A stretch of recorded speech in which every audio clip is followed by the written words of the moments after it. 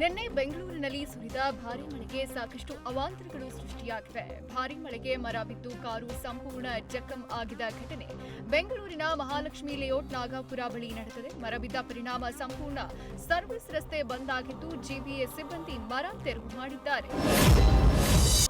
ಮಳೆಗೆ ರಸ್ತೆ ಕುಸಿದು ಕಾರು ಸಿಲುಕೊಂಡ ಘಟನೆ ಬೆಂಗಳೂರಿನ ಯುಬಿ ಸಿಟಿಯ ಸದರ್ನ್ ಸ್ಟಾರ್ ಹೋಟೆಲ್ ಮುಂಭಾಗದಲ್ಲಿ ನಡೆದಿದೆ. ಮಳೆ ಬಂದ ಪರಿಣಾಮ ರಸ್ತೆ ಕುಸಿದು ರಸ್ತೆ ಬದಿ ಪಾರ್ಕ್ ಮಾಡಿದ್ದ ಇನೋವಾ ಕಾರು ಗುಂಡಿಗೆ ಸಿಲುಕಿದೆ. ಕುಸಿದ ರಸ್ತೆ ಗಂಡು ಜನ ಗಾಬರಿಗೊಂಡು ಕಳಪೆ ಕಾಮಗಾರಿಯಂತ ಆಕ್ರೋಶ ಹೊರಹಾಕಿದ್ದಾರೆ.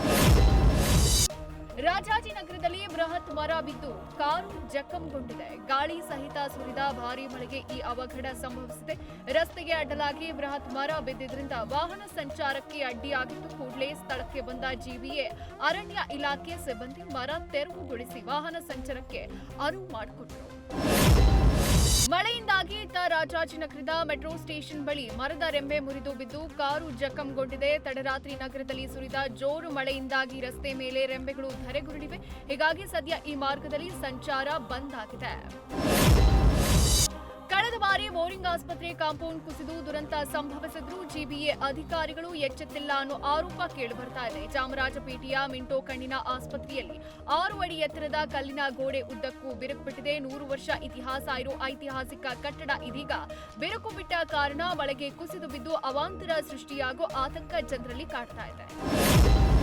ಕನ್ನಡದ ಸೆನ್ಸೇಷನಲ್ ಡೈರೆಕ್ಟರ್ ಪ್ರಶಾಂತ್ ನೀಲ್ ನಿರ್ದೇಶನದ ಎಲ್ಲಾ ಸಿನಿಮಾಗಳಲ್ಲೂ ಬ್ಲಾಕ್ ಪ್ಯಾಲೆಟ್ ಥೀಮ್ ಬಳಸಲಾಗಿದೆ. ಇತ್ತೀಚೆಗೆ ಬಿಡುಗಡೆಯಾದ ಡ್ರ್ಯಾಗನ್ ಟೀಸರ್ನಲ್ಲೂ ಇದು ಕಂಟಿನ್ಯೂ ಆಗಿತ್ತು. ಇದೀಗ ಈ ಡಾರ್ಕ್ ಕಲರ್ ಪ್ಯಾಲೆಟ್ ಸಿನಿಮಾನ ಬ್ರೇಕ್ ಮಾಡೋಕೆ ಮುಂದಾಗಿದ್ದಾರೆ ನೀಲ್. ಡ್ರ್ಯಾಗನ್ ನನ್ನ ಕೊನೆಯ ಡಾರ್ಕ್ ಪ್ಯಾಲೆಟ್ ಟ್ರಯಾಲಜಿ ಸಿನಿಮಾ ಆಗಿರುತ್ತೆ. ಮುಂದೆ ಕಲರ್ಫುಲ್ ಸಿನಿಮಾ ಮಾಡೋ ಯೋಚನೆ ಇದ್ದು ಮೈಥಾಲಜಿ ಬ್ಯಾಕ್ಡ್ರಾಪ್ ಸಿನಿಮಾ ಮಾಡ್ತಿರೋದಾಗಿ ತಿಳಿಸಿದ್ದಾರೆ. ಖ್ಯಾತ ಸಂಗೀತ ನಿರ್ದೇಶಕ ಅನಿರುದ್ಧ್ ರವಿಚಂದರ್ ಮತ್ತು ಎಸ್ಆರ್ಎಚ್ ತಂಡದ ಸಿಇಒ ಕಾವ್ಯ ಮಾರನ್ ಶೀಘ್ರದಲ್ಲೇ ಮದುವೆ ಆಗಲಿದ್ದಾರೆ ಅನ್ನೋ ಸುದ್ದಿ ಮತ್ತೊಮ್ಮೆ ಸೋಷಿಯಲ್ ಮೀಡಿಯಾದಲ್ಲಿ ವೈರಲ್ ಆಗಿದೆ. ಈ ವಿಚಾರ ಮುನ್ನೆಲೆಗೆ ಬರ್ತಿರೋದು ಇದು ಹೊಸದೇನಲ್ಲ. ಕಳೆದ ವರ್ಷ ಜೂನ್ನಿಂದ ಸೋಷಿಯಲ್ ಮೀಡಿಯಾದಲ್ಲಿ ಇವರ ಡೇಟಿಂಗ್ ವದಂತಿಗಳು ಹರಿದಾಡ್ತಾ ಇವೆ. ರಾಕಿಂಗ್ ಸ್ಟಾರ್ ಯಶ್ ನಟನೆಯ ರಾಮಾಯಣ್ ಸಿನಿಮಾದ ಬಿಡುಗಡೆಗೆ ಭಾರಿ ಸಿದ್ಧತೆ ನಡೆಸಲಾಗ್ತಾ ಇದ್ದು, ದೀಪಾವಳಿಗೆ ಬಿಡುಗಡೆ ಆಗೋದು ಬಹುತೇಕ ಖಚಿತ ಆಗಿದೆ. ಈ ನಡುವೆ ಸಿನಿಮಾದ ಪ್ರೀ ರಿಲೀಸ್ ಬಿಸಿನೆಸ್ ಮಾತುಕತೆ ಜೋರಾಗಿ ನಡೀತಾ ಇದೆ. ಸದ್ಯಕ್ಕೀಗ ಹಿಂದಿ ಡಿಸ್ಟ್ರಿಬ್ಯೂಷನ್ ರೈಟ್ಸ್ ಮಾತುಕತೆ ನಡೀತಾ ಇದ್ದು, ಮೂಲಗಳ ಪ್ರಕಾರ ಹಿಂದಿ ಡಿಸ್ಟ್ರಿಬ್ಯೂಷನ್ ರೈಟ್ಸ್ಗೆ ಬರೋಬ್ಬರಿ 450 ಕೋಟಿ ಬೇಡಿಕೆ ಇಟ್ಟಿದ್ದಾರೆ ನಿರ್ಮಾಪಕ ನಮಿತ್ ಮಲ್ಹೋತ್ರಾ. ಈ ಬೇಡಿಕೆಗೆ ಧರ್ಮ ಫಿಲ್ಮ್ಸ್, ಎಎ ಫಿಲ್ಮ್ಸ್ ಹಾಗೂ ಪೆನ್ ಸ್ಟುಡಿಯೋ ವಿರೋಧಿಸಿದ್ದು ರೇಟ್ ಕಮ್ಮಿ ಮಾಡುವಂತೆ ಬೇಡಿಕೆ ಇಟ್ಟಿವೆ.